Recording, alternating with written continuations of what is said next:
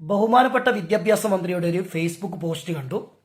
ഇന്ന് സുപ്രീം കോടതിയിൽ അധ്യാപകരിൽ ഒരു വിഭാഗം എതിർത്തതുകൊണ്ടാണ് ഈ കേസിൽ അന്തിമമായിട്ടൊരു തീർപ്പ് ഉണ്ടാവാത്തതും.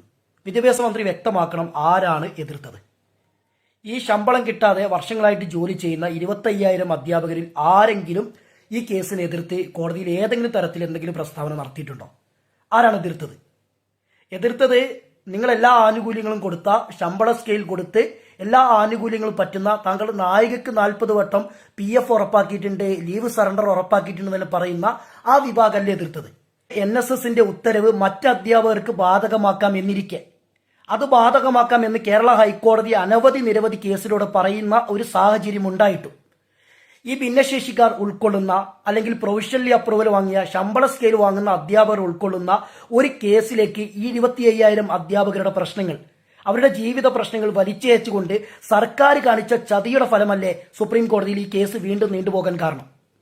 ഈ കേസ് സുപ്രീം കോടതിയിലേക്ക് കൊണ്ടുപോകുന്ന ആദ്യഘട്ടത്തിൽ തന്നെ ഞങ്ങൾ അധ്യാപകർ, കേരള എയ്ഡഡ് ടീച്ചേഴ്സ് കളക്റ്റീവ് എന്ന സംഘടനയുടെ നേതൃത്വത്തിൽ കൃത്യമായിട്ട് പ്രസ്താവന ഇറക്കിയിട്ടുണ്ട്.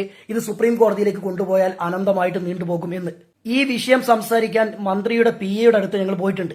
മന്ത്രിയുടെ അടുത്ത് പലതവണ ഞങ്ങൾ വന്നിട്ടുണ്ട്. വിദ്യാഭ്യാസ വകുപ്പിലെ എല്ലാ ഉദ്യോഗസ്ഥന്മാരോടും CPIM എന്ന് പറഞ്ഞ communist party of India, Marxist പാർട്ടിയുടെ എല്ലാ നേതാക്കന്മാരുടെ ശ്രദ്ധയിലും നമ്മൾ ഈ വിഷയം പെടുത്തിയിട്ടുണ്ട്. ഈ NSSന്റെ കേസിലെ സർക്കാരും NSSും മാത്രം കക്ഷികൾ. മറ്റ് അധ്യാപകരുടെ മാനേജ്മെന്റിലെ വിഷയം വരുന്നേരം ഈ പറഞ്ഞതുപോലെ ഭിന്നശേഷിക്കാരെയും അല്ലെങ്കിൽ പ്രൊവിഷണലി അപ്രൂവലായ അധ്യാപകരെല്ലാം വലിച്ചയച്ച് ആ കേസിലേക്ക് ഈ വിഷയം കൊണ്ടുപോയിട്ട് ഇത്രയും സങ്കീർണമാക്കി ഈ അധ്യാപകരുടെ ജീവിതം ഇല്ലാതാക്കാൻ, ആത്മഹത്യയിലേക്ക് അവരെ തള്ളിയിടുന്ന ഒരു സമീപനത്തിലേക്ക് സംസ്ഥാന സർക്കാർ പോയിട്ടുണ്ടെങ്കിൽ അതിന് ഉത്തരവാദി താങ്കളാണ് മിസ്റ്റർ വിദ്യാഭ്യാസ മന്ത്രി. അതിനെതിരെ ശക്തമായ പ്രതിരോധം ഞങ്ങളുടെ ഭാഗത്തു നിന്നുണ്ടാവും. അത് നേരിടാൻ താങ്കൾ തയ്യാറാവണം. എന്തായാലും ഇലക്ഷനിലെ വരുന്നത്, ആ സമയത്ത് നമുക്ക് നേരിട്ട് കാണാം.